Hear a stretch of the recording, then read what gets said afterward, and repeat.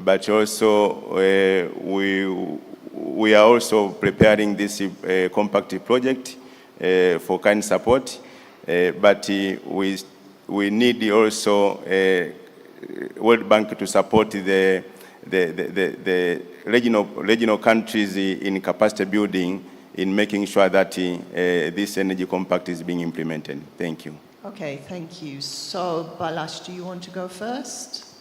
And then Swilly. Thank you. Thank you very much for the question and the nice words about UNDP. We have a similar commitment, 500 million people globally, to gain access to energy, clean energy. And this is one of the one of the key objectives of UNDP for its 5-year strategy.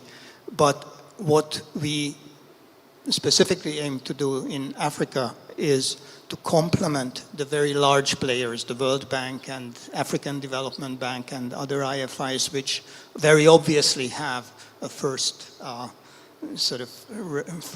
rank in addressing key issues like transmission lines and making grids smart, because those require huge investments. We wish to complement that with, as Liang has mentioned, there is a need for off-grid solutions.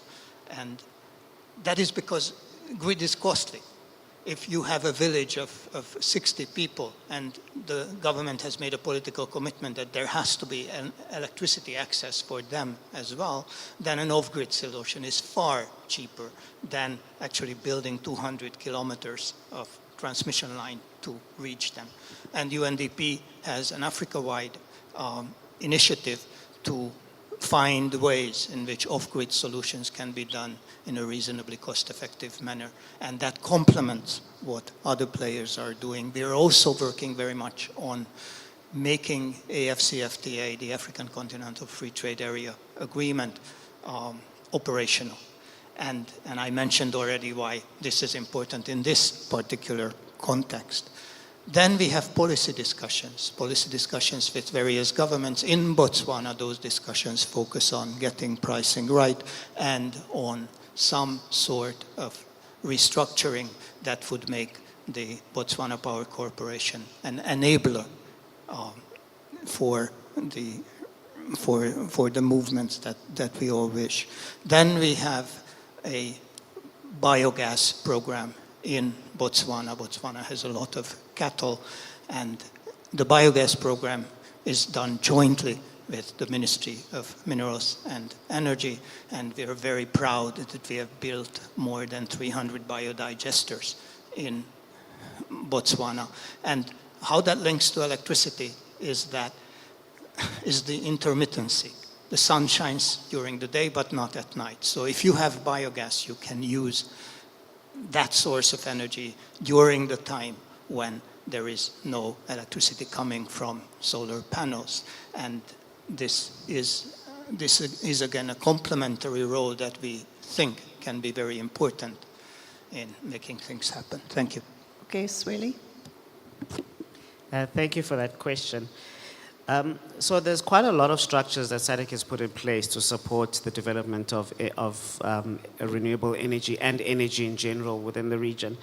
I'll start off from a financing perspective. So Sadc has what they call the Project Preparation Development Facility, which is essentially the PPDF, which is earmarked at developing early stage projects to ensure that those projects can be bankable.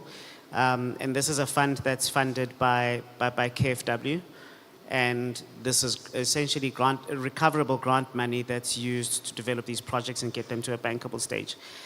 Secondly, the Sadc's Secretariat is working on creating what they call the Regional Development Fund, which is essentially meant to mobilize capital to support infrastructure projects within the region, to ensure that the projects, after they've been prepared, they would essentially have a home where they would actually be funded from. And then in terms of coordinating the projects and coordinating the work around the legislation and that, there is what they call the Energy Thematic Working Groups, which essentially are made up of the different participants from each of the member states who participate in that. And their work really is to ensure there's harmonization and agreement in terms of pipeline and ensuring that legislation, etc., is harmonized. We also have other bodies that SADC has put in place, like SACRI, RERA, as well as ourselves, the Development Finance Resource Center, and those play different roles. So SACRI is responsible for creating standards for renewable energy within the region. You have RERA, who's working on tariffs and other regulations within the region. One of the key things that I know RERA has been working on has been the issue of cost-reflective tariffs within the region. So that's something that they're really working on to ensure an enabling environment. And then ourselves, we work very closely with the DFIs in mobilizing capital for their projects and also assisting them from a project preparation and an early stage development, and also assisting governments in creating an enabling environment. So SADC has put a lot of structures in place to essentially support this. I think the most important thing is how do we bring all of these structures together so that they can work together. The other thing that I forgot to mention is on a transmission side and generation side and coordinating these projects in the whole region, you have this Southern African Power Pool as well, which is responsible for doing that. So if you take all of these institutions together, they all play a certain part in the bigger picture and the landscape. But I think what we do need to do better is how do we coordinate all of these entities working together towards a common goal? And I think that's something that we can possibly do better at. Okay, thank you, Liang. Thanks for the question. Let me first pay tribute to the Tanzania government, and especially your president, in hosting the Mission 300 Summit. It was a huge endeavor. And now you have the declaration named after your capital city. I hope you are happy to hear me keeping talking about national compacts as a key outcome of the summit in Tanzania. And this is really critical. What we are doing at the World Bank, just so we are supporting the 250 million out of that 300, really to get to the access target. But as you said, capacity building is indeed a very critical element in addition to the financing. So I give an example of what we're doing in Botswana. We do have a grant that goes to the government as a recipient executed grant to really support project preparation activities. And that's really the best way to build capacity by doing it. We have very heavy TA components in many of the financing projects we're doing. We also supported quite a few inspirational South-South learning activities, including from countries like Morocco, who has quite successfully done some large-scale renewable energy project. And I end on with the point of partnerships. In the Tanzania summit, there are many institutions came forward, both pledging financing resources as well as resources for capacity building. Rockefeller Foundation has a large amount of grants going into TA and technical support activities. I think partners like UNDP and Sadc and others also a very important role to play in capacity building. Some of our TA work in Botswana is financed by UK. I think those are all very important partners which we do need to come together once again behind the national compact idea and really take the Dar es Salaam Declaration forward. Thank you, Liang. We haven't got much time left, but I want to see whether it's one or two very quick questions. Now, the lady there and then the gentleman there, that's the last two. Can you please ask the question quickly? We'll do both together and then I'll ask for responses. The lady in yellow, please.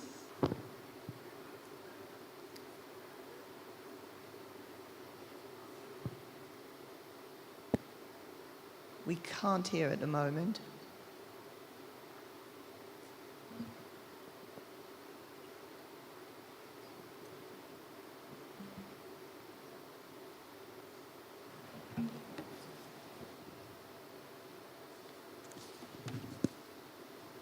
No. It's okay, Dr. It's H. The technical team is handling it. You're very kind. Thank you. Let's give him a round of applause just to make sure our blood flow is still in place. Are we there? Yes, I think now it's working. Thank you very much. I'm Angela Nikaimba from DRC Congo Embassy, based in Botswana. I address my question to Mr. Nzweli because he's the one who mentioned about the community-based microfinance project. I think he mentioned a project in Malawi, and I'm really interested about understanding if is there any more opportunity for small-scale investment for such project, not only in Malawi, but across the Sadc region. Thank you very much. Okay, thank you. And there was one over there. Yes, please, go ahead, sir. Thank you very much, and I hope that I'm audible. My name is Budzana Anita Cheba. I'm with Sadc in Windhoek, Namibia. I think from yesterday we appreciated that there's still some countries that are endowed with resources like coal, and I think a case in point being Botswana. I just wanted to appreciate from the Development Financing Institute, Southern Africa, as well as the World Bank, if there's still any appetite for investment on such projects, especially when they bring in certain aspects of technology to try to address the issue of carbon emissions. Thank you. Okay, so what I'd like to do, these two questions, they were for specific people, but let's hear from each of the panelists what your thoughts are on financing fossil fuels, but also the small scale. What are the challenges? So Harriet, if you, from your perspective as a commercial bank, it'd be interesting to hear your thoughts on both. Thanks. I will talk to the one on coal, right? And it's a big one for us in Botswana, obviously. So we view ourselves as a transition bank, and it's precisely for that reason that on the one side, we have the bulk of the power coming out of BPC generated from coal. So our work has been, how do we support the initiatives to put in and have better technology so that we reduce the emissions coming out of the plants. So, and there's a lot even in the financial space on, transition bonds or innovative ways of funding those type of entities. So we've decided not to take a stance of we will not touch it, it's dirty, but to note how it supports economic activity and how we support in the transitioning of these entities to more sustainable ways of mining or sustainable ways of generating the energy from there. Of course, you will see that we're very active on the renewable piece because we do want to ultimately get into a place where the mix is more renewable, and we leverage off, what we've been blessed with also as a country. I mean, our capacity to generate solar energy, for example, is massive. So I don't think for us it's either or. Our approach is how do we take certain entities up the curve, transition, and what do we do on the renewable space? Thank you. Thanks. Balázs? Let me start with small-scale lending and the challenges. One challenge is that project preparation and evaluation does not scale very well. So you have to do pretty much the same kind of work to prepare a project which is a small one as to prepare a project that is a large one. And the solution is not that you cut corners. The solution is you bring down lending to the community level wherever possible. And in that context, UNDP is supporting Tusang Basadi, which is a small-scale women's finance group at the community level. And then they have additional sources of information because at the community level, they can figure out who is creditworthy and who is not. So they can actually allocate credit in a way that is efficient and effective. Now, I'm not saying that this is a substitute for the work that the banks do. Of course not, but it's a complement. Let me just say one word about coal. I have a very clear view. It does not make sense to make new investment in coal, because whatever is invested today in coal is going to become a stranded asset. It's not going to pay for itself. So support should go for renewables. Thank you. Thank you, Sweli. Thank you. Yeah, I'll answer the question regarding that was asked by the lady from the DRC about small-scale support. So what we would do is that we are very happy to work with local DFIs in all the Sadc region to assist them in developing programs to support the small-scale projects in rural connectivity as well. So I'd be very happy to have a chat with you in terms of how can we help the local DFI in the DRC to put together a program that would do this. And what we've learned as well, by the way, is that creating programs actually helps with accelerating the delivery of infrastructure. And a lot of the times we do one project at a time, and as he mentioned, the type of work you do on each project is very similar. And if you keep doing it one at a time, it does take a bit longer to do.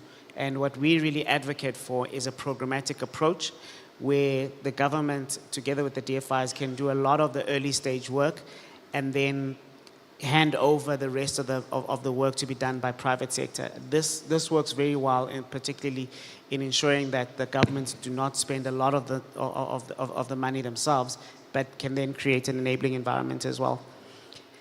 And then I think the one thing that's important about fossil fuels and that is every single country has some sort of a resource plan, an energy resource plan, which will essentially focus on all types of energy that can actually be used for that country.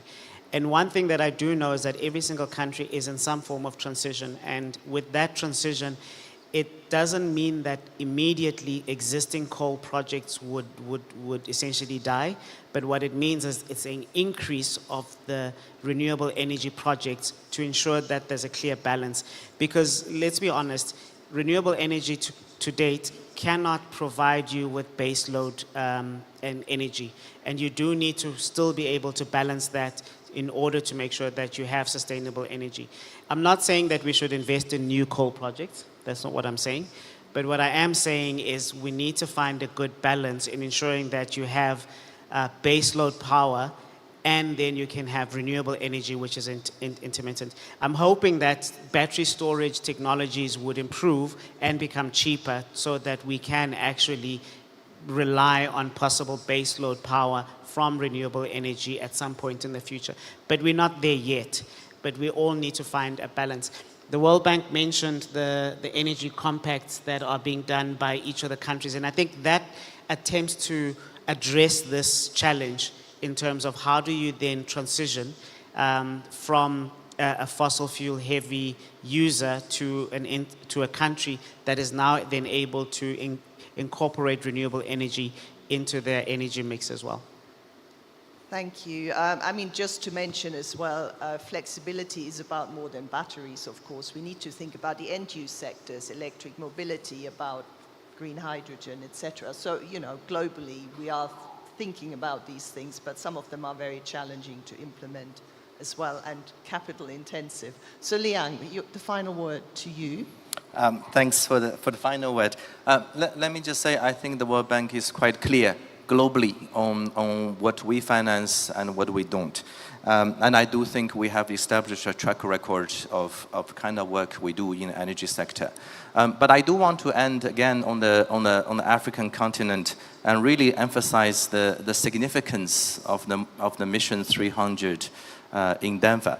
And I think yesterday the Sadc Secretariat said that in the African continent, 600 million population don't have access. And the Mission 300 is really to halve that population who don't have access, right? And to achieve that, The National Compact is really the platform for that. And the World Bank, we are really all in the mission to really throw ourselves behind the Mission 300. And in order to get to that, just to give you a sense, so the World Bank, we are financing 250 million out of the 300. The African Development Bank is doing 50 million. And what they're really doing, in order to get to 2030, the projects needs to be prepared now in order to be implemented, right? So we are really throwing our full weight, the finance, the technical assistance, to really supporting countries behind the National Compact and behind the country's energy plan to make the sector sustainable as well as affordable. So that's what really we are doing in the continent. And again, I join my Tanzania's friend to really invite all the countries to join this Mission 300 initiative, and that's really important for the continent. So let me stop here. Thank you very much. Okay, thank you, Liang. Now we're basically out of time. Just a very quick observation at the end of this session. I think we had very interesting contributions, but it did strike me that the title was Innovative Financing, and we had some nice examples of partnerships, this and that. But you know, in the end, we always come back to the enabling environment on things like low tariffs or, I don't know, need to liberalize this and that stuff we've known for such a long time. So really, yes, I think innovative financing has a role to play, but we also need to keep chipping away at these things we know need to be improved. And I think, you know, all the organizations here are doing their own thing. Great technical assistance here and you know, the Sadc regional cooperation, but there needs to be still more of it. So obviously there's no point losing sight when we like to talk about innovation. It's the stuff that still needs to be sorted out. We need to remember. So I'd like to thank my panelists for their fantastic contributions. So if you could maybe give a round of applause there. Thank you. And applause to yourselves for contributing. And we're only a few minutes late. So thank you very much again for joining us early in the morning. And I hand back for the next session. Ladies and gentlemen, German Precision in Human Form, Ms. Ute Collier, Deputy Director, Knowledge Policy and Finance Center at IRENA. Thank you so much for guiding us with regards to ensuring we stay in time today. Once again, thank you very much to your panel as well, Dr. Harvath, Mr. Wang, Ms. Mlalazi, as well as Mr. Sapula Radelebocha. Let's give them a round of applause as they depart from the stage. Photographers, I'm sure you're standing by if you're in the room to document our panel as they depart from the stage. Meanwhile, as this takes place, we continue with the second session. This is Powering the Future, Innovations in Electricity Markets and Grid Integration. Our moderator for this session is the Director of International Cooperation from the Ministry of Energy and Water in Angola. Please join us in welcoming to the podium the moderator, Mr. Kiala Pierre.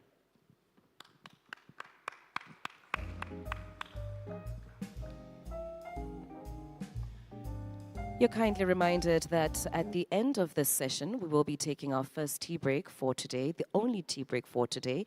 That will be followed by session 3, which will be enabling environments, creating a conducive environment for sustainable energy development in the Sadc region. This will be moderated by Professor Chedi Kiravu, and that will be taking place after tea break. For now, we delve into Powering the Future, Innovations in Electricity Markets and Grid Integration. This is moderated by Mr. Kiala Pierre.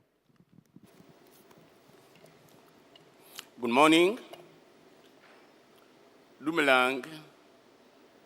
Jambo. Bonjour. Mbote. Bon dia. Let's learn Portuguese. Bon dia.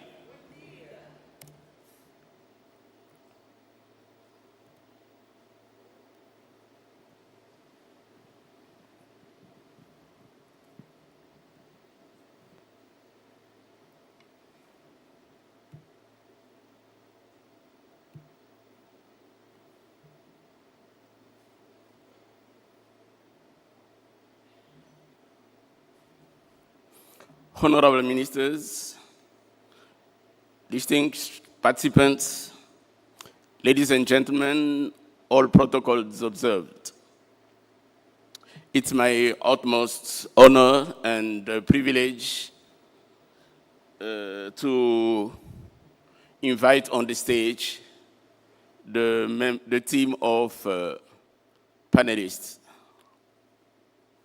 So I'll start by inviting Mr. Steve Dewar from SCPP, Executive Director of SVP.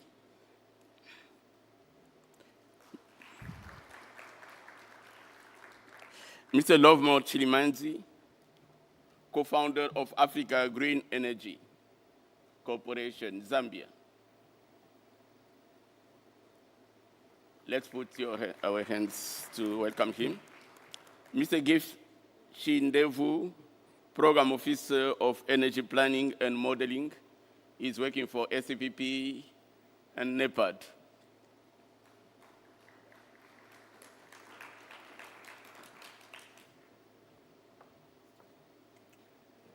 Okay. Mr. Tobongo Takadu, Technical Service Manager of BPC, Botswana Power Corporation. In my country, BPC is a bank. Miss Enan Akoiti Eya, Regional Director, Africa Track Foundation.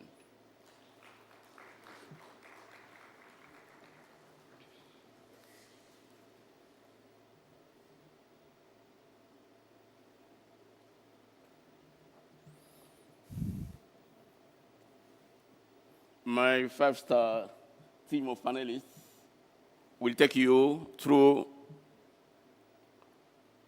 the innovation on grids. So this session will explore the integration of renewable energy sources like solar and wind into electricity grid. It will address market design, regulatory frameworks, energy storage solutions, and consumer empowerment through demand response programs. Industry leaders will provide policy recommendation, technology adoption strategies, and highlight business opportunity in Sadc and Africa's evolving electricity markets, fostering collaboration between utility, tech providers, and renewable energy future. Mainly, they will be shedding light on renewable energy integration, challenges and opportunity in integrating renewable energy sources like solar and wind into existing electricity grid.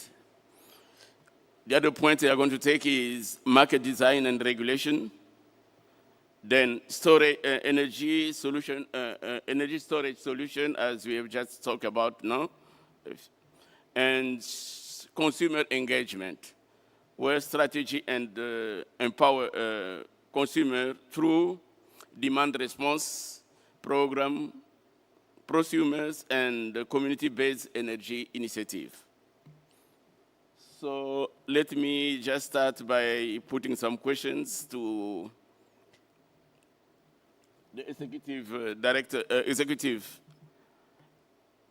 of SAPP.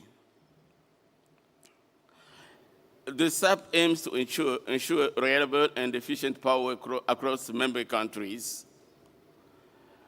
What innovation in cross-border electricity trading and grid integration are being explored to enhance energy security in the region? And the second question, let me take the both of questions once. Green and varying energy generation capacity of SAP member countries. How is the pool addressing challenges related to transmission bottleneck and green imbalance? Yesterday we talked about the paradox of our region, where only 30% of our population have access to electricity. On the other side, we have excess power in some countries. So how do we address it? How SAP is addressing this challenge or this paradox?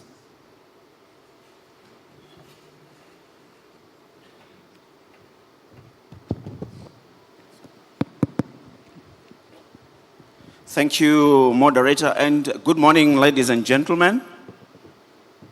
Just as I start to indicate to you once again that the mandate of the Southern African Power Pool is to coordinate the planning, operations, as well as the way we operate in an environmental manner of the power sector in the region, and we are also mandated to facilitate electricity trading in the region. So the first question deals with the aspect of electricity trade. What innovations do we expect to see? So let's remember, we have a functioning regional electricity market in the region. The market was established in 2001. It has evolved over years. What has driven the evolution has been to try and meet the requirements of the players, the requirements of the market itself.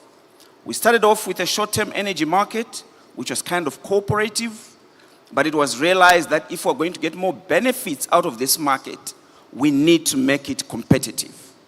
So as of 2009, we then launched a day-ahead market, which was looking at how to allocate trade for every hour of the following day. In other words, 24 hours. We then saw opportunities to further refine that day-ahead market. We introduced what we call an intraday market, which is a market that then happens on the day. Say like an hour before trading, you'll be able to get energy, or you'll be able to sell energy. We also noticed some people might require a little bit more further look than a day. We introduced the week ahead market. And again, we realized some might want more comfort than a week. We introduced the month ahead market. We then noticed even the intraday might not be good enough. You probably need a market that looks at closer to real time. We then launched the balancing market. Unfortunately, we don't have takers yet for the balancing market, but we believe it has got a role in ensuring energy security. In other words, in ensuring that you should be able to go to the market when you've got a shortage, even closer to when you want to deliver. Our market is a power exchange, which means players come to the market either offering energy or looking for energy to buy. When the market started, it was happening only among the national power utilities. But I'm happy that the ministers of energy in the region realized that we are moving into areas where national power utilities are not going to be the only developers of new generation. It was clear to them that private sector was being brought in to bring in generation through IPPs. It therefore meant SAP was supposed to adjust and allow IPP membership to come in. And we're glad that has happened, and we're beginning to see independent power producers becoming SAP members so that they can also trade on the market. Since we opened membership, we've now had additional 5 members who are from the private sector. We're seeing more applications from the private sector, and we need to continue to allow the market to create that environment that allows other players to come in. We also believe it's important that we make the market credible. And to that effect, we've established a market surveillance unit. Their role is to ensure that the players on the market are doing a fair game. They make sure that there's no market abuse. They even make sure that even the market operator is playing their role in a fair manner. And we believe that should send a message to anyone who then wants to come onto the market, that this is a fair market. But it doesn't mean that we've not had challenges. We've been observing the challenges that have been happening on the market and trying to come up with solutions to address some of those challenges. One of the challenges we noted was there are times when we could actually have traded more volumes of electricity, but transmission would not allow that. In other words, transmission congestion. We then devised a mechanism where we actually collect revenue associated with any bottleneck that comes in. We call it transmission congestion management fees. To date, we've collected over 20 million US dollars due to congestion. But SAP has decided that that money should be used as seed capital for investments to remove the bottlenecks. Hence, we've offered that money so that it becomes what is on the table first for the creation of the regional transmission infrastructure financing facility. We're sending a message that we are ready to also be players in assisting those who want to bring money on the table to unlock transmission in the region. And we believe that's an innovative approach. Secondly, the approach tries to look at blended finance. Mr. Wang already mentioned about it, and we believe we can work together with different financiers, with the private sector, to try and bring in more finance and unlock these bottlenecks. One would say, but well, that provides solution in a longer term. What about in the shorter term? What we've done in the shorter term is to look critically at how we are allocating available transmission within the region. So we always analyze and look at ways of ensuring that we've got efficient methods of assessing available transmission and allocating it appropriately. We are currently even looking at opportunities of trying to look at even dynamic rating of lines so that we have better utilization of our transmission assets. I mean, you are aware that for us in this region, our peak demand happens during the cold season. Yet, I mean, as engineers, when we design our transmission lines, we usually rate them for the summer season when the temperatures are high. We can then take advantage of looking at what kind of ratings do we need for our transmission lines during winter to allow them to carry more power. And in that way, we should be able to have more transmission assets available for trading. So in the short term, we believe to get a lot of gains around that. Other things that we have also noticed is there are large customers that would want to be able to prove that they're actually utilizing renewable energy or clean energy in their production. And we believe that creates an opportunity that they must have a way of proving that. In our view, if we could create a dedicated renewable energy market, it should create opportunities for those players in that market to be able to prove that they are only buying renewable energy. And I believe this could link up with the issue around carbon credits, creating even an opportunity where carbon financing could then be utilized to finance more renewable energy. That's something we are working on. We believe is something that the region can benefit out of. We are also aware that different countries in the region are critically looking at their own national power markets. I mean, for example, Namibia has already started looking at how to restructure its own domestic markets. South Africa is doing the same. Zambia is also doing the same. Zimbabwe is doing the same. So we believe there are changes around how the national markets will look like.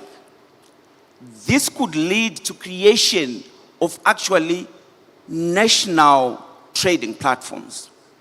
We don't see those as being competitive to the regional market.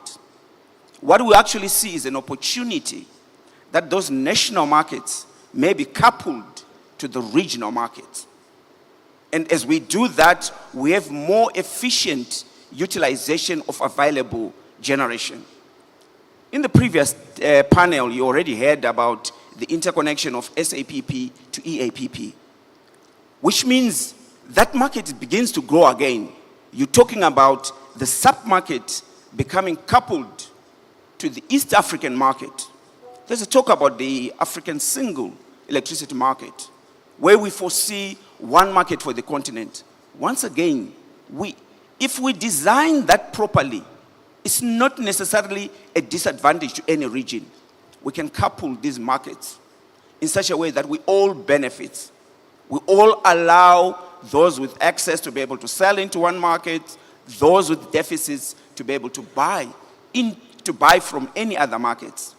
So we believe those innovative ideas could be applied for the benefit of all of us. Finally, around our observations and bringing solutions, we know that transmission pricing is critical when you look at regional trade. And SAP over the years has changed the way in which transmission is priced. But right now what we're focusing on is we want transmission pricing that allows anybody who invests in new transmission, which is utilized in regional trade, to be able to recover investments that they put into transmission. We have now come up with a methodology which we are assessing, and we believe after that assessment, we should allow that methodology to be utilized, and we believe it should create comfort, particularly to private sector, to be able to come in and invest in cross-border projects, which will be utilized during regional trade, and they'll be able to recover. But let me move on to the second question, moderator, so that I'll give room for the others. Your second question then looks at how do we look at issues around transmission bottlenecks, challenges of the grid, yes, and provide security.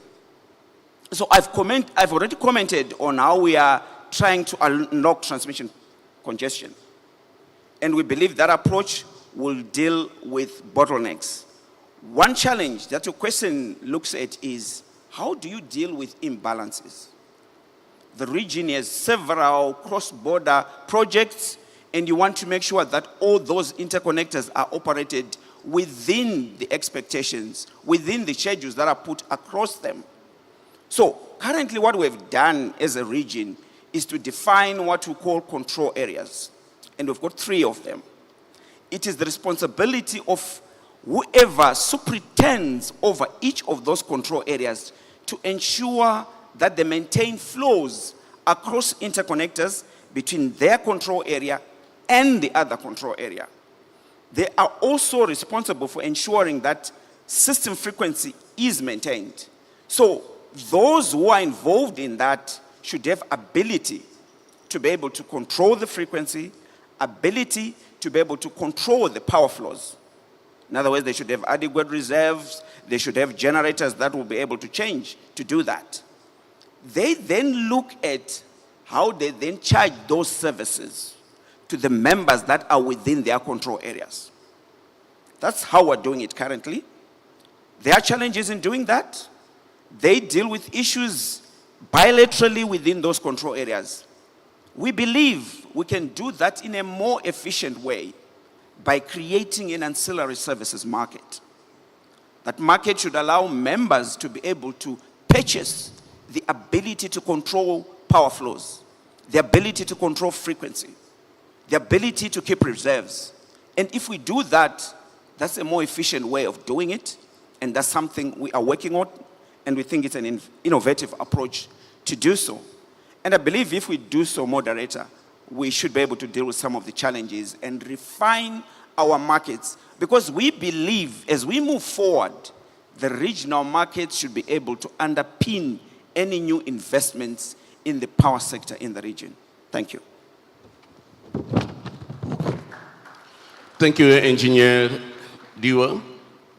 After hearing all your explanation, we in the region, we have every reason to be proud of the remarkable performance that SAPP has been done since its creation. Thank you very much. Let me move to our second panelist, where we are going to tackle the risk of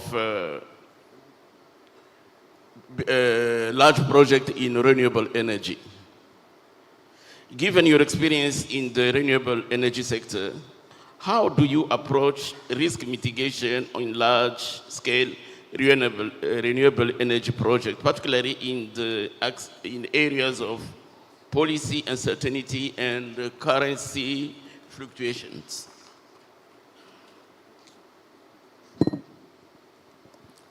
Thank you, moderator. agreed with him that I will not put a very difficult question. That's why I put this one is not that much. I'm thinking of like a green call, so that's fine. Thank you, moderator. I'll talk about the innovation in the market. And Steve has just given a very elaborate development of how the market has moved from where it started to where it is now, and how we've now have got multiplicity of participants. And Greencore just happens to be one of those, and probably the very first one as a trader. And the question would be, like you said, how does then Greencore look at actualizing projects in the market? And what would be the benefit? If I have to give a very quick answer about what would be the benefits and things like this, it's really unlocking private sector capital and optimizing trade in the market. But of course, that is assuming that everybody knows what Greencore is all about. But I don't want to make that assumption. So I'll try to explain the Greencore model. Greencore is a trader which is interposed between IPPs, renewable IPPs, and the market. So it comes in as a credit-worthy off-taker, having realized that most of the utilities on their own may not have that credit-worthiness in actualizing projects. So some kind of innovative model needs to come into the market. And this is the Greencore one. It's not pioneering as in the world. It's pioneering in Southern Africa. But India did it some time ago. I think it was 2001 and thereabouts. They created an entity called PTC India, Power Trading Company of India, to actualize generation on the system because the government didn't have money and the demand was growing. So we borrowed this idea from India.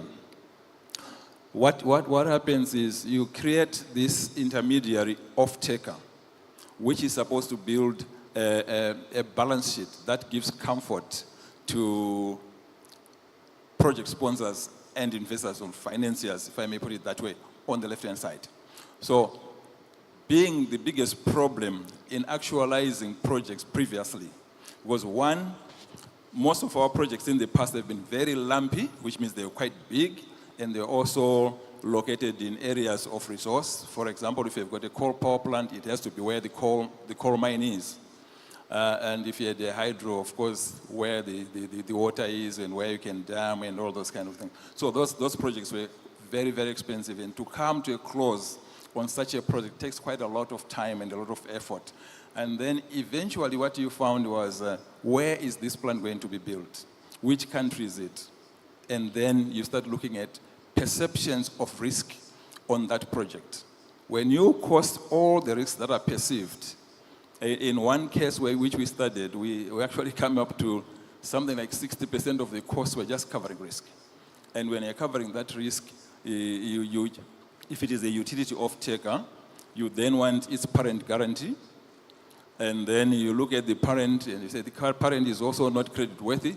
And so you want some cover for the parent and for the child and everything like that. So you end up with a very highly costed project.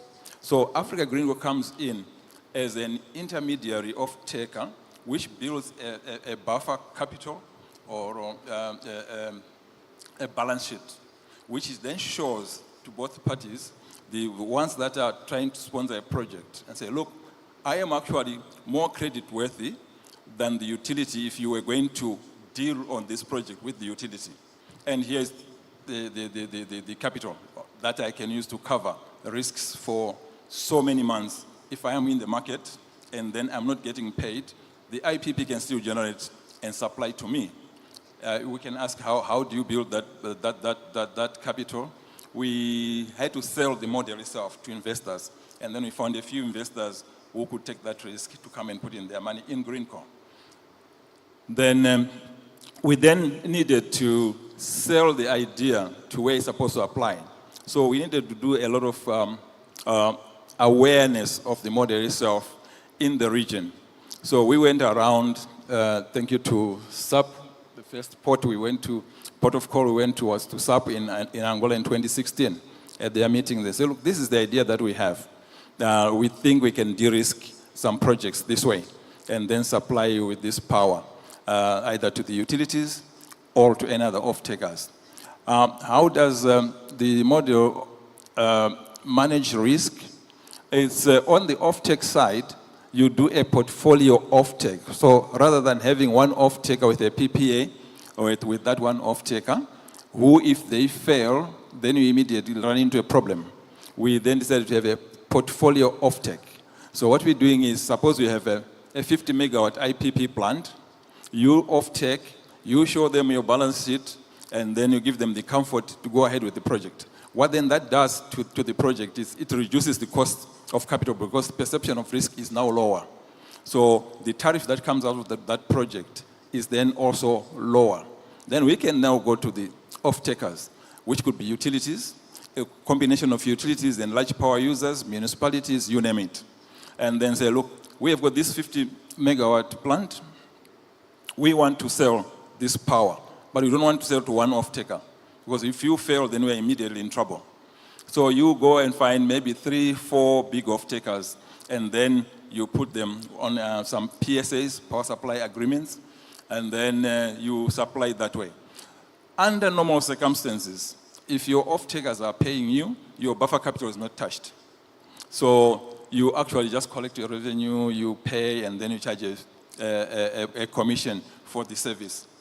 So basically, that is the kind of model that we are dealing with. It's a trader.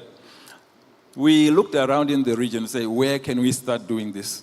So we analyzed a few countries, and eventually we landed in Zambia. We just looked at the centrality of Zambia in trade, and also Zambia at the time was the only country that had multiple players as a mixture of national utilities and IPPs. So we ended up in Zambia. What did we find in Zambia? What we found was that the market was not ready for this kind of entity. So the law did not permit intermediaries. The regulations, there was no licenses for intermediaries. And then, of course, at the utility, which has to balance your transactions, there were no such agreements. So we had to push the boundaries and challenge all these laws. And eventually we had the law changed to permit intermediaries. The Zambian government was very kind to us, and the technocrats were very helpful. And then we ended up going to the regulator, who then promulgated a new license for us. And we went to ZESCO and negotiated a system operations agreement, which is quite pioneering. So the model manages risk through that portfolio offtake. You can have a combination of long and short-term contracts.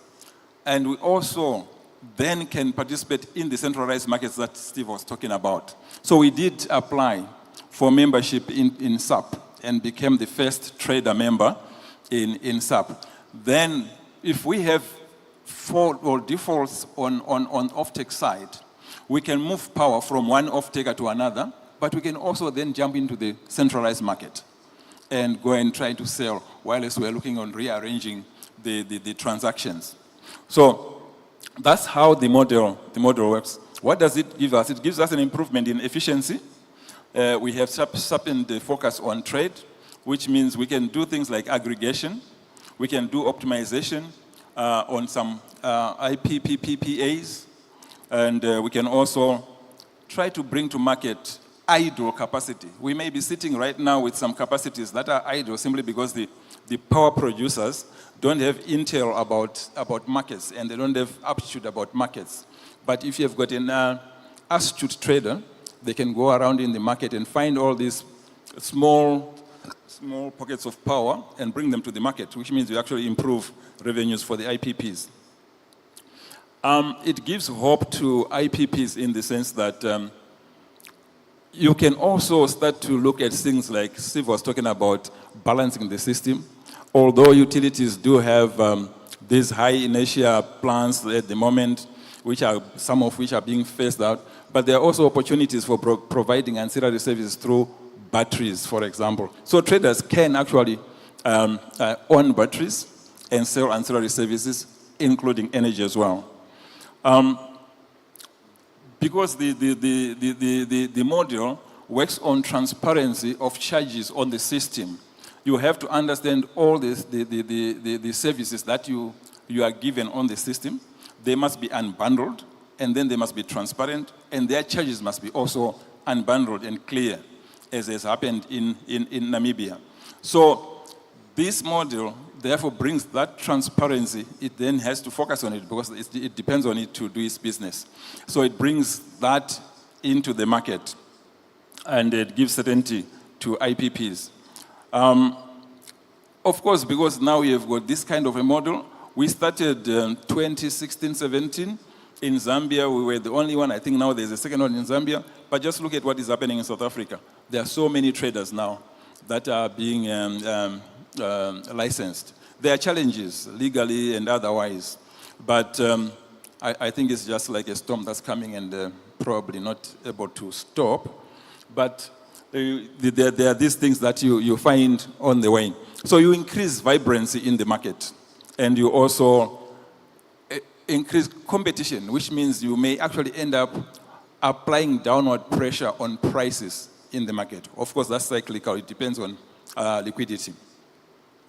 The model relieves generators of market risk. So because you're interposed there, sometimes the generators are not the best people placed to go into the market and trade. But what we've seen of late is actually find a lot of these IPP houses. They are coming in to actualize IPPs and forming their own trading operations.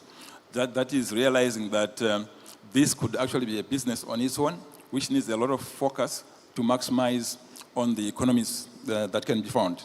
So we relieve generators of market risk. Because of its nature, you tend now to go into environments where you start separating energy and wires businesses. So you start creating a higher transparency in the business. So you can actually start creating new business models based on this kind of understanding and operations. You can accelerate attainment of strategic goals. For example, we all want to substitute liquid fuels or gas fuels and decarbonize the grid and also get into universal access. So we can actually get these kinds of things accelerated through these kind of models. We can catalyze manufacturing, of course, depending on where you are. If there is large-scale IPPs coming into the market, it then makes sense that you start setting up factories to manufacture some of the equipment that is required. I think South Africa is doing that. I think, moderator, maybe I could stop there. No, you had issues on regulation. Yes, maybe you'll take it later. I'll take that. I can take that. Okay, carry on. Okay, all right. Doing this is not without challenges, like I said. We went into Zambia. I told you there were no licenses for regulators. The law was not ready for that. But also you find that the market structures are pretty rigid. Whilst we are talking of changes and bundling and things like that, we find that there's a dominance of the single buyer model. But this model, naturally, when you accept it into your market, it then creates another buyer. So you start changing the model in the structure of the ESI in a country. So we then start creating multiple buyers. So it's in a way transformative. In the regulations in the region, I see we've talked a lot about harmonization and everything, and thanks to RERA and SAP, we now have got a grid code, a regional grid code in Sadc. But at national level, not everybody has already acceded to these things. So things to do with open access are real challenges. How open is open access at national level, for example? Can somebody who invests in an embedded generator and distribution sell power to the transmission operator or sell power to another distributor going through transmission, or sell power to an LPU on another system altogether, probably outside the jurisdiction. So how deep is the open access? Do we need certainty and fair use of assets? Transparency on the use of system. Not everybody has unbundled like NamPower has done. Or, sorry, not NamPower, Namibia has done. So these issues of what do I pay when I come? I might know where to put my IPP, but what exactly do I pay if I want the power to flow from there to someplace somewhere? Are there rules around that? So open access and charges for use of system are real topical issues. Regulatory harmonization shocks when you move from one country to another within the same region. Investors get frustrated when they go to one country and they are given different conditions for connection agreements, for example. And then they go to the next one and they've got to go through a long list of things. And the turnaround times around these issues are not harmonized. Licenses, what types of licenses are available, reasonably harmonized in the region. What are their tenors? What are the turnaround times if I have applied? These things need to be harmonized so that at least you got certainty given to investors. Capacity allocation, I think Steve did talk about that, but how does it work within the national systems? It's also a topical issue. Treatment of losses, congestion, and the imbalances. Steve just talked about imbalances at regional level with the control areas. What about in the national markets? How is it being done? And if the system operator is also a player in the market, what guarantees do I have with regards to fairness on dispatch? So you start talking about different things regarding how these things must be structured. For example, the system operator, does it have to be a transmission system operator, which is integrated together with network services, or it has to be an independent system operator? These are things that are emerging and coming out. There are just few issues with regards to membership in centralized markets that we came across, but we are very thankful to SAP. They welcomed us. We went through, met their conditions without too much problems at all. But yes, Steve was just talking about increasing the market participation. What things could be keeping people away? I'm not sure exactly, but things like the requirements for being a member. Do I have to be really a 5 megawatt off-taker, or can it be lower? In many places, like in North Pool, I think as low as 1 megawatt or even lower, you can participate in the market. So these are some of the things probably that need to be looked at. Right, I can only say Greenco did challenge law, we challenged regulations, we made some pioneering agreements, like system operator. Things like points of injection and points of draw. When we started, these things were not in SAP. SAP had transmission corridors, which were at transmission level. But if you come in as a trader and they are trying to off-take from a plant that is at distribution level, then you're supposed to export that power somewhere else. SAP didn't have, at that time when we started, means and methodologies and rules around how do you then look at where it is being injected and cost it so that people know exactly what to expect in their transactions. So these things have come through, and these lessons, I think, may be very helpful to others. On the financial coordinator, I don't have to say much. The panel that was here said a lot about that, but only to mention that creditworthiness is an issue. Cost reflectivity is quite an issue. We prefer that market forces, where the business is mature, should be allowed to take place. But of course, we have a responsibility for those that are vulnerable. We need to take care of those as well. Certainty on tariffs, the tariff paths, how tariffs move is also important to investors, and certainty on the revenue collection. I think, Chair, that's all I could say, but these things have got some ripple effects, if you like. There's a possibility now to invest in something like under development. Steve, maybe you'll be able to take this up. In certain markets, now you can invest based on just the performance of the market itself.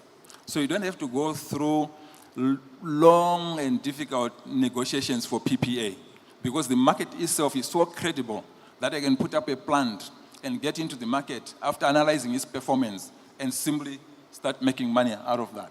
So those are some of the things that can come out. We also believe that maybe commercial lenders may want some more intimate relationship with the market itself to just understand whether the risks that are perceived are really real. And maybe this needs some other interaction with big organizations like the World Banks and the likes. But I think there's need to do that. So the Greenco model has actually overcome some of these things, and we can share these experiences where they may be required so that we can help those who also want to follow suit. Thank you, Coordinator. Thank you, Mr. Lovemore. After hearing you, it all takes us back to RERA, and we see what are the heavy challenges that RERA has to go through with the assistance or the collaboration with SAPP. Thank you very much. And let me shift to Mr. Tobogo Takadu. And since yesterday and even during the first session, we heard much about what Botswana is doing, is championing development of projects in rural area, remote area.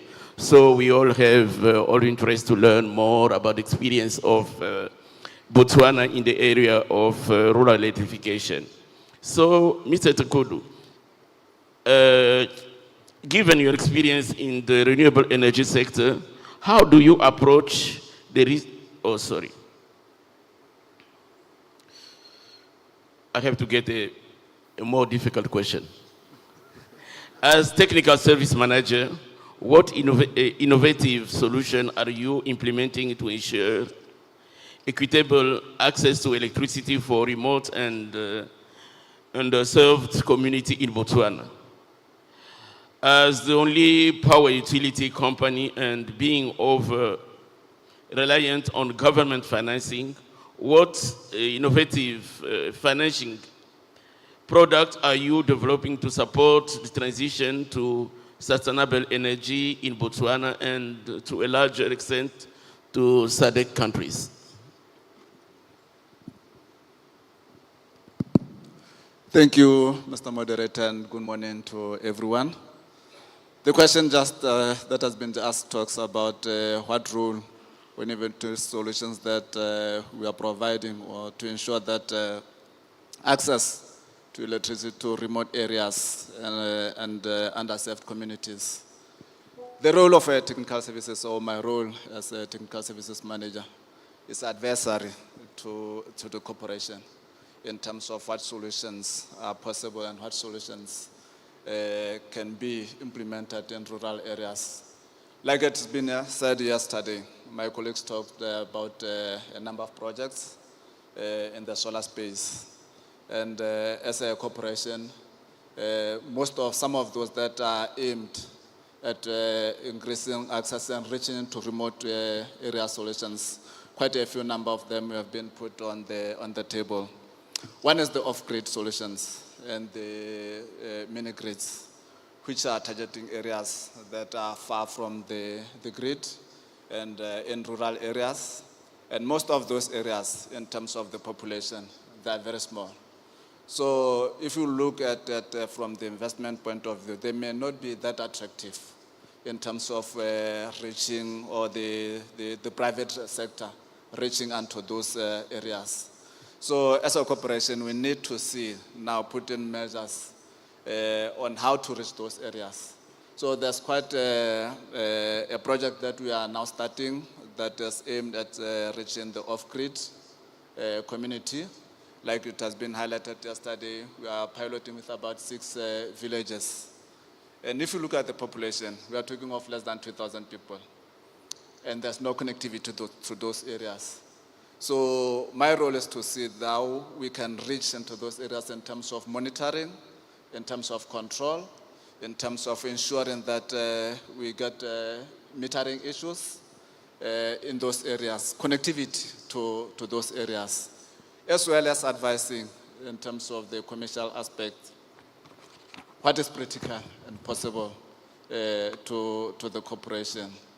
The other is that we are working on is the smart grid, that will enable the control and monitoring of our grid in general, as well as those remote installations. So basically in terms of the smart metering, the innovative solutions that those are the two key elements that we are working on, the off-grid and mini-grids, and the smart metering and remote control of our infrastructure. Then you talked of innovative funding solutions. We are more of a government entity, a state-owned entity. So these solutions, like I highlighted, some of them may not be appealing to the private sector to participate in, but it's still a role, it's still a space for the private sector to see what they can come up with. If you look at models like private partnerships or PPP models that the government and private partnership can enter into to reach those models that may not be attractive to the private sector alone in terms of investment. Or if the private sector has to go there alone, the tariff might be too high in order for the private sector to recover the investment that they are putting there. So models in terms of partnership models where the government can subsidize or play a role to bring down the cost of taking the services there, or to bring down the end tariff to the customer there. So that's one of the models that we are looking at and considering.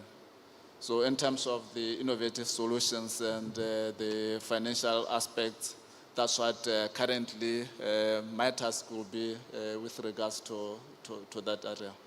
Thank you. Do you have any experience on PPP, on renewable energy that you can share with us? Thank you very much. The first question was supposed to talk in terms of what we are doing in terms of the renewable energy space and the challenges that we are facing. So just as a background in terms of where we are versus the project that my colleague mentioned yesterday, we started with the rooftop program, the RTS, by then 2 years back, the capacity that was awarded to it was about 10 megawatts. But as we speak, the capacity has been increased to about 50 megawatts, and the installed or commissioned capacity versus the cap of 50 is currently at 15 megawatts. And there's another program that we entered into, which was 12 grid tied with a capacity of 35 megawatts. And currently the commission is about 4 megawatts out of that capacity. The grid scale, the 200 out of the 200 megawatts that we are anticipating this year, 50 megawatts was synchronized to the grid 2 weeks back in Madinare. It's yet to be officially commissioned, but as we speak, we are getting 50 megawatts from that plant. So totally, as we speak, we are talking of about 69 megawatts green energy into the BPC grid. And comparing that with our base load of 700, that's almost 10% of renewable energy into the grid. And we're also expecting about 10 megawatts from the CBM, coal bed methane, that will be pumped into the grid very soon. We are at the late stages of commissioning, so in a month or two, we might be adding 10 megawatts of gas into the grid. And this project, or this renewable energy, comes with a bit of challenges, which we are also anticipating. And we have been doing something alongside on the sidelines to prepare ourselves to mitigating those challenges. One of the challenges that we know is the grid stability and availability. Renewable energy by its nature is intermittent. So you have got it during certain times of the day, and certain times of the day you don't have it, especially during night and during peak. So in order to mitigate that, like the previous session has indicated, that we are putting in the battery storage, 25 megawatts at 2 different places. One in the southern part in Jwaneng, and the other in the northern part in Madinari. So with that, we believe that we can mitigate the issue of intermittency and the stability of the grid, especially during peak, that battery energy can cover us during the peak hours when we need it most. Even though we invest in the solar, we know that there's the base energy that we need to meet. So we still have to strike a balance between the green energy, the solar, and the fossils. With solar, with the gas, yes, we can get a base load. But now it depends on the quantums. I was just talking of 10 megawatts. 10 megawatts cannot meet our base load if we are to forget the fuels, the fossils. The other challenge that we need and we are prepared is the grid stability, or transmission grid stability. We need a strong grid to accommodate all these projects that are coming. And besides the government-funded projects through the RP, there's also a lot of interest from the private sector who are sitting up in the country looking at the export market. So that's it to the capacity that is going to be generated internally. So with that, like it has been highlighted, we have completed phase 1 of our transmission grid from the central part of Botswana to the northwest. The other phase 2 of the northwest transmission grid, is under procurement, which will be connecting to the northern part of the country. And that will also place Botswana in a position to integrate or connect with other countries in the region, especially the northern part of the country. So in order to evacuate this capacity that we are generating, we need regional interconnection. Projects like Sizabona and the others that can connect us to the rest of the market will enable us to take this power to the rest of the country. The other challenge that we are facing and we anticipate that the policy and regulatory framework. We need a strong policy and regulatory framework in order to manage the influx of the interest in the solar space. We are seeing a lot of IPPs coming on the picture, everyone wanting to take a bit of the part of the cake. We don't have currently the grid code to manage, which is for us as a utility, is our blueprint. So we must also recognize the efforts that are being done by the regulator in that space. The grid code is at an advanced stage to be completed. We also need a regulatory framework in terms of the feed-in tariffs. As these IPPs are showing interest in the country, the issues of tariffs are going to be required.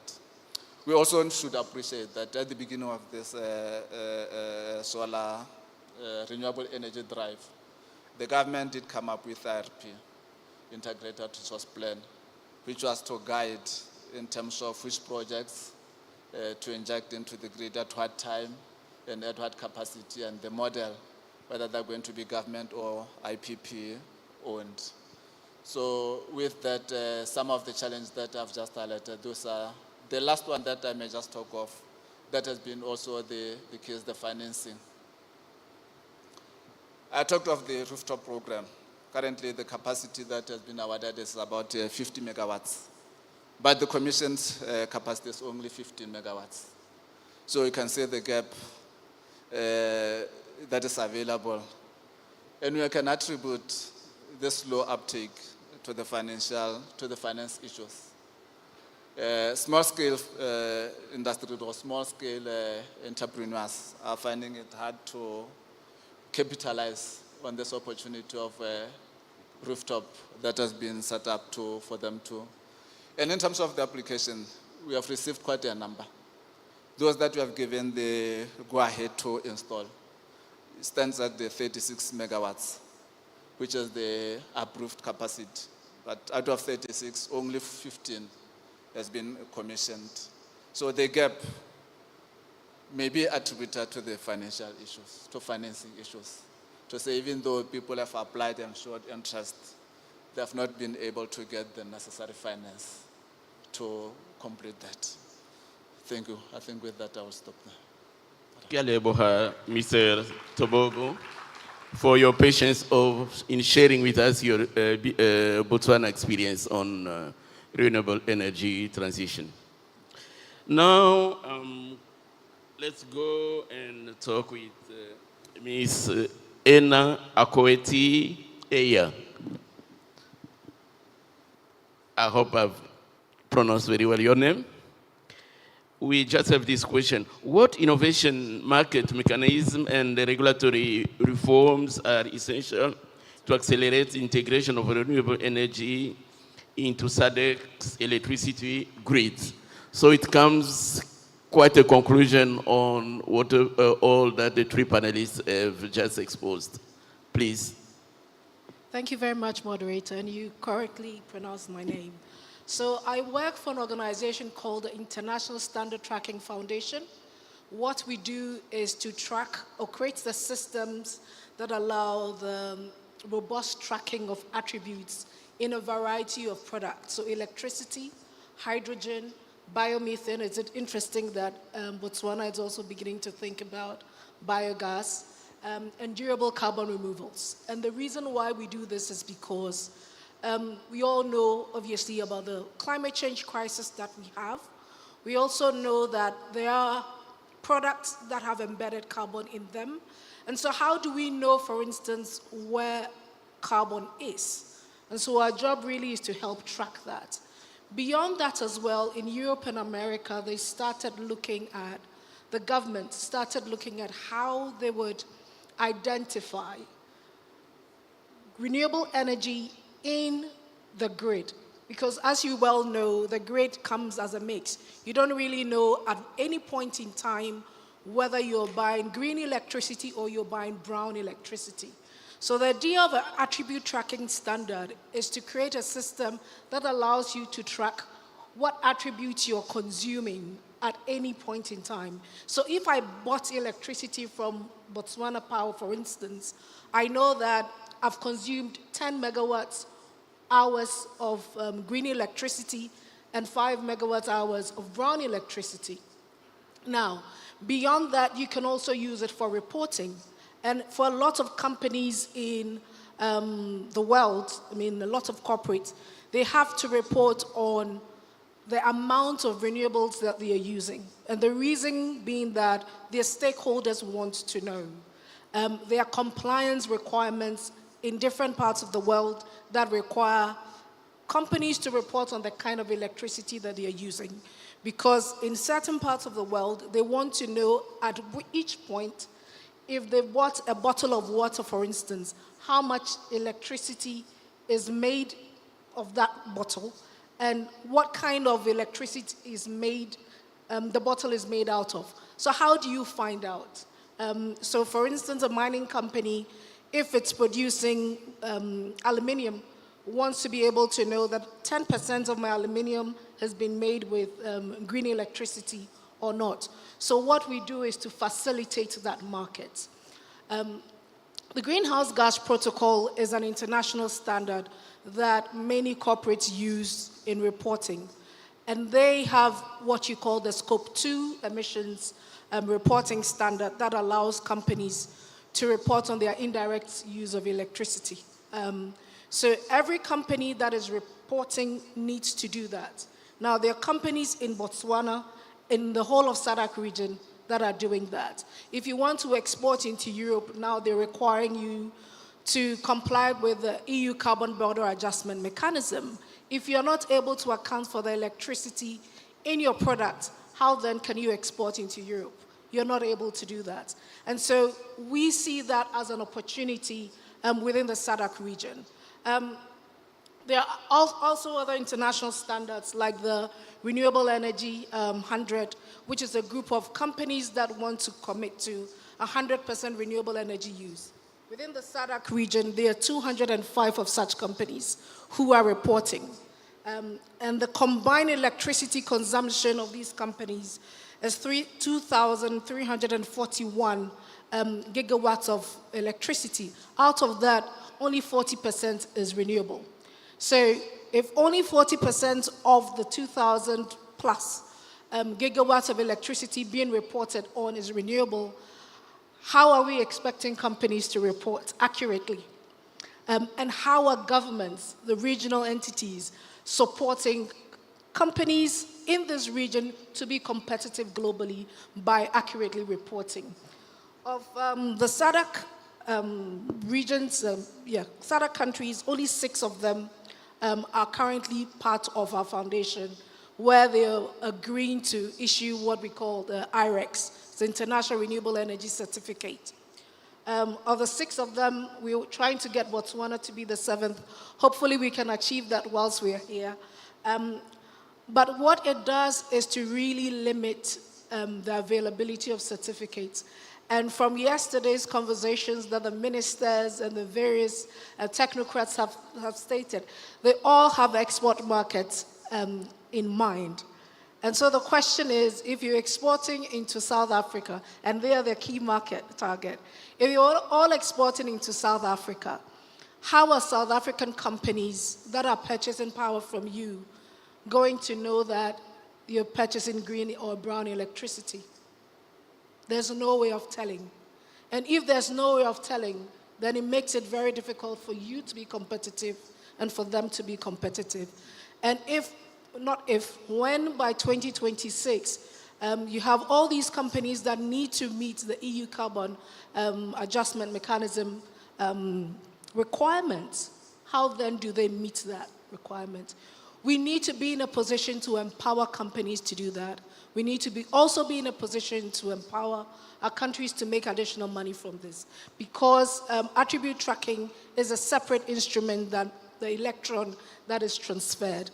So for every company that is a power generation company, if you are able to certify that your generation facility is able to issue international renewable energy certificates, that is a separate tradable instrument.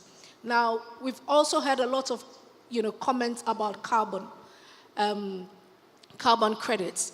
The unfortunate part of this is that for a lot of countries within the Sadc region, particularly South Africa and even Botswana, if you're not a least developing country, the carbon market for renewables is closed.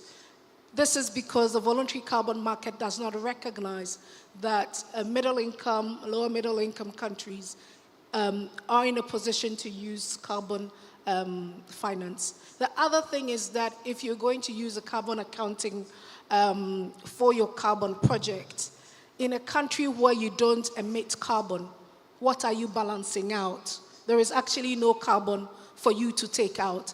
And for you to be able to get a carbon credit, what it means is that you've taken one carbon out of the atmosphere.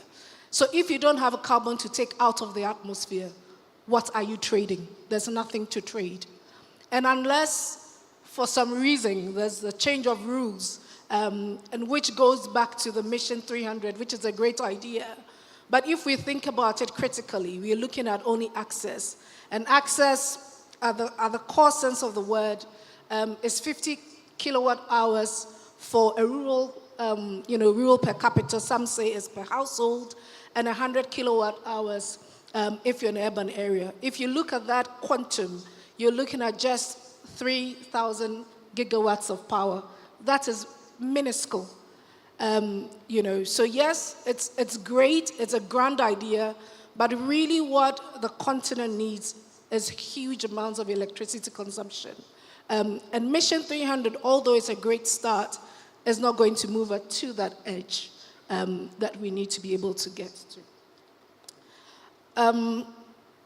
So in terms of what the foundation is doing, what we really want to be able to do is to support all companies, all countries within the Sadc region to, number one, become IREC issuing countries. There's 6 of them that are currently IREC issuing countries. We need the rest to be in IREC issuing countries. What that allows us to be able to do is that Sadc can, as a political statement, recognize that all the countries within SAP are one energy attribute certificate market. Once that is recognized, the international standards are also forced to recognize this. We are at the stage with the Greenhouse Gas Protocol where they are doing a revision process. Within the revision process, they want to be able to see what country boundaries there are. Are we looking at country boundaries for, political country boundaries, or are we looking at interconnections as the limit of the country boundaries? Now, if you're looking at interconnections as the limit of the country, then South Africa's ends perhaps at DRC, because that's where the interconnection ends. But if there is no political statement to recognize that DRC is an IREC issuing country, South Africa is an IREC issuing country, but in between them, the countries that are on the power lines don't have any common energy attribute market, then that cannot be recognized. Now, if all the countries within SAP recognize one attribute certificate or one attribute standard as what they can all issue certificates from, immediately you create a large pool that allows trade to go on, that allows accurate reporting to go on.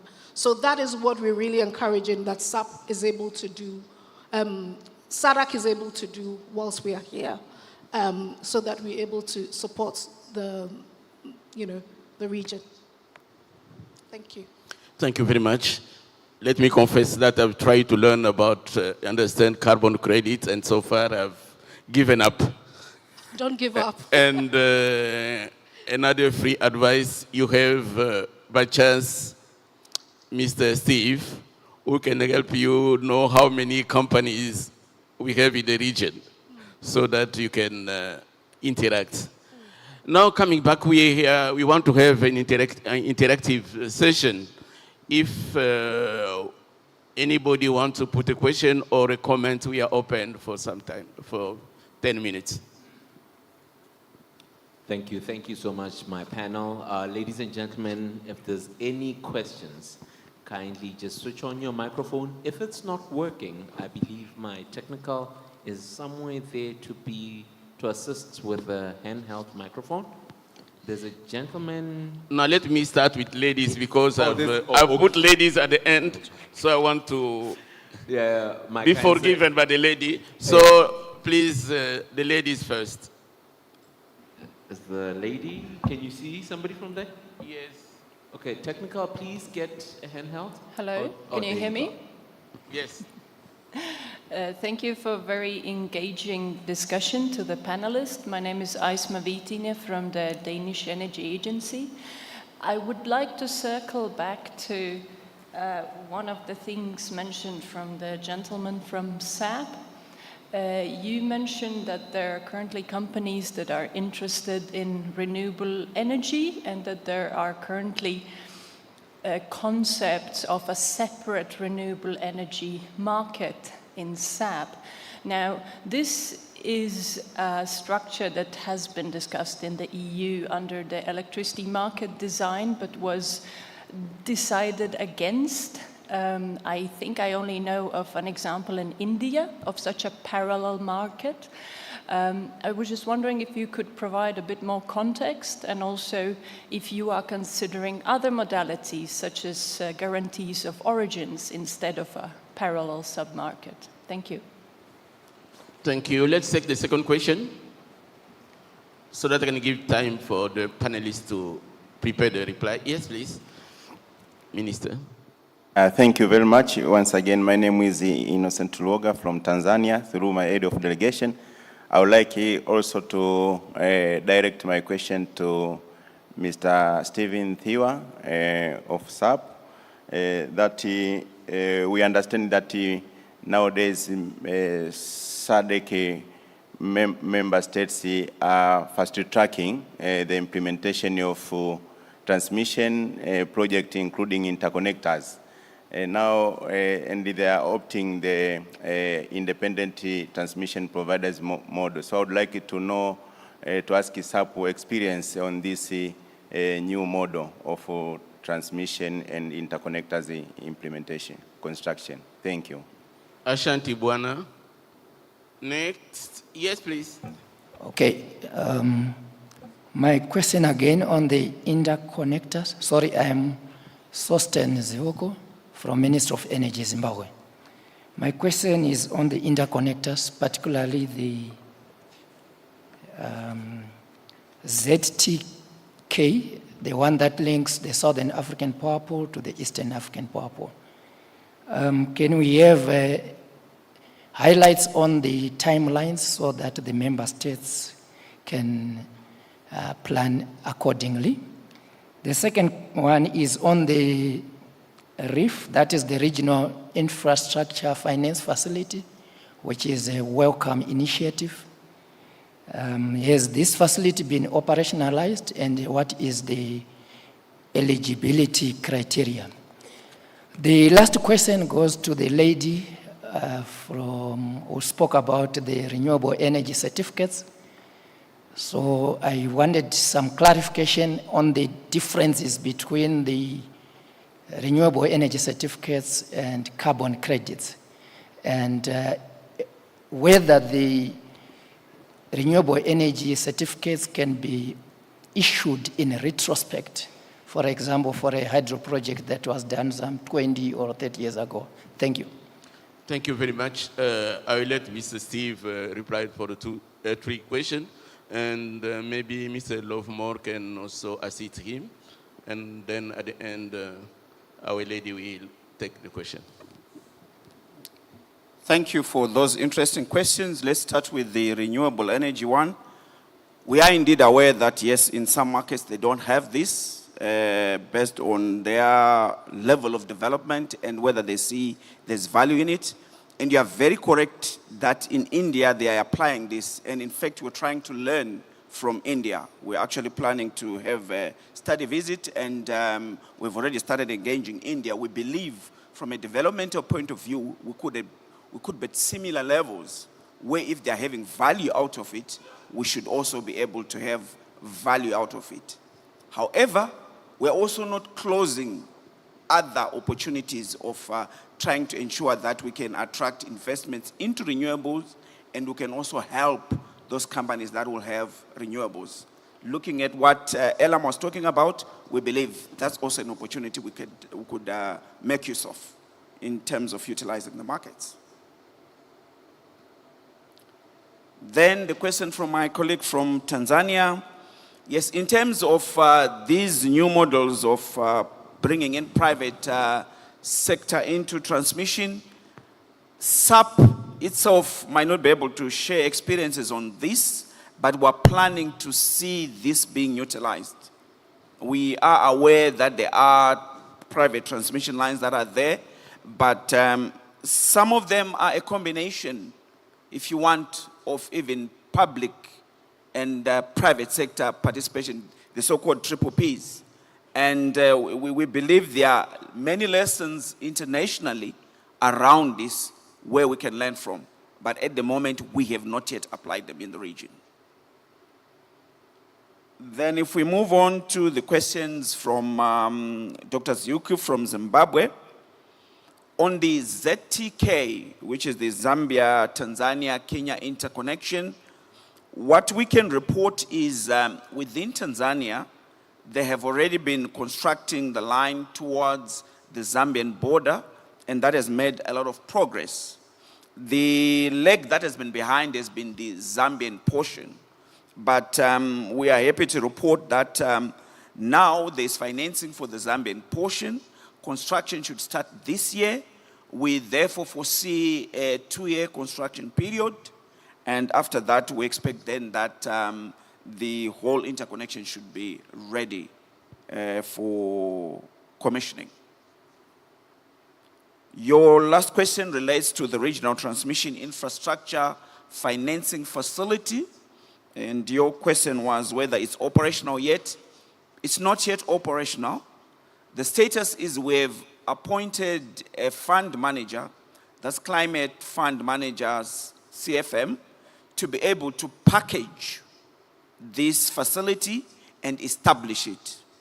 After that, then we see it implementing. So we see it being implemented. We expect this facility to be formed with 2 tranches, a development tranche and a construction tranche. The development tranche should help in terms of project preparation, and we expect that to close first. We are hoping that by the end of this year, we should have the development tranche closing. And then hopefully by mid next year, we should see the construction tranche closing. What's happening in the meantime while they're looking at the establishment is they're engaging potential financiers, and they're getting a lot of interest out of that. They're also looking at what modalities need to be in place to establish the facility. A decision has already been made that the facility should be set up in Mauritius, so they're looking at, again, what needs to be in place for it to be set up.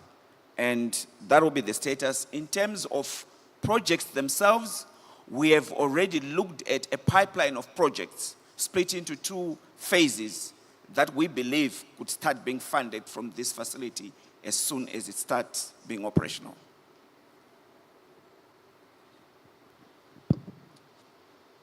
Oh, no, I'll give Okay, an answer. then go to the lady, please. Okay.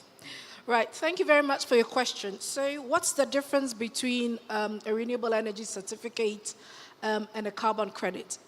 A renewable energy certificate is the attribute of the electron. So when power is generated, there's an electron that is really sold. That's what we consume. Now, the attribute of that is either it's brown or it's generated by renewables. Either it is goes to support SDG 7 or other social SDGs. So that is the attribute. Now, the other thing is that a renewable energy certificate is only sold after a fact. It's only generated after a fact. So it is ex post. Whereas a carbon credit is generated ex ante. So you are going to, develop your renewable energy plant. You estimate how much renewables that you'll be generating. And then you sell that in advance and get carbon credits for that. Assuming that your project is reducing greenhouse gas emissions. A renewable energy certificate, on the other hand, doesn't do that.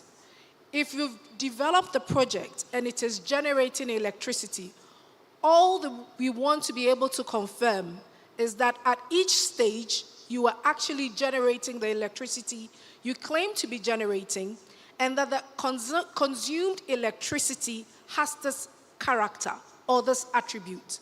So it is ex post and fact-based. So there is no imagination with it. There is no calculation with it. The only calculation that we want to see is if this facility that is in Gaborone has generated electricity at 12 o'clock and it has been consumed by the Grand Inn at 12 o'clock, what kind of electricity was it? How much was it?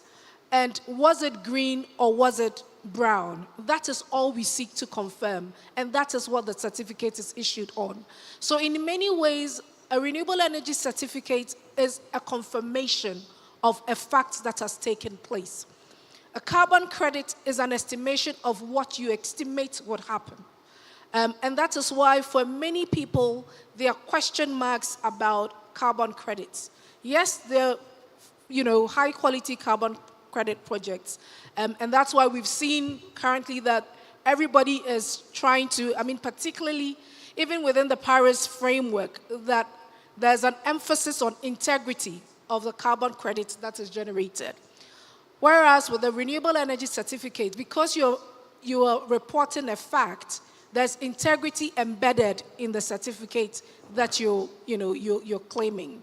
And what it also does is that it supports end user claims. So if Grant In wants to say that they're using 100% renewables, then they're able to either through their PPA arrange with Botswana Power that I'm off-taking 10 megawatt power from you at this point, and I want green certificates with them. The green certificates or renewable energy certificates that you'd issue to them is confirming the fact that they've offloaded or off-taken renewables from you. So that's what it's confirming. I'm just going back to the question about the guarantees of origin. The renewable energy certificate or international renewable energy certificate and the guarantees of origin is what we call an energy attribute certificate. In the US, it's called renewable energy certificate. For the iTrack Foundation, because we work for the rest of the world, we're currently in 65 countries that issue these certificates. We call it the International Renewable Energy Certificate. So it's basically the same thing with the same standard. It's, you know, in terms of the quality functions of the standard. There are also moves globally that people want 24/7 carbon-free electricity. And so if they are buying electricity from, say, Botswana Power, how can you confirm at any point in time that 24/7 you're generating carbon-free electricity and you're selling carbon-free electricity? You can't do that if you don't have, you know, certificates to be able to guarantee that. So that's in a nutshell, that's what the differences are, and that's what the changes or developments in the market is. And I'm still here to support if anybody has any questions. Thank you. I will come back to the question put by our colleague from Tanzania on the transmission for private. There is some experience, especially in DRC, where the law allows a private company to own a transmission line. So, and we in Angola also, we are trying, we have modified our law on electricity so that private entity can own a transmission line. And we have signed, we are negotiating with a company, Copper Belt company from Zambia.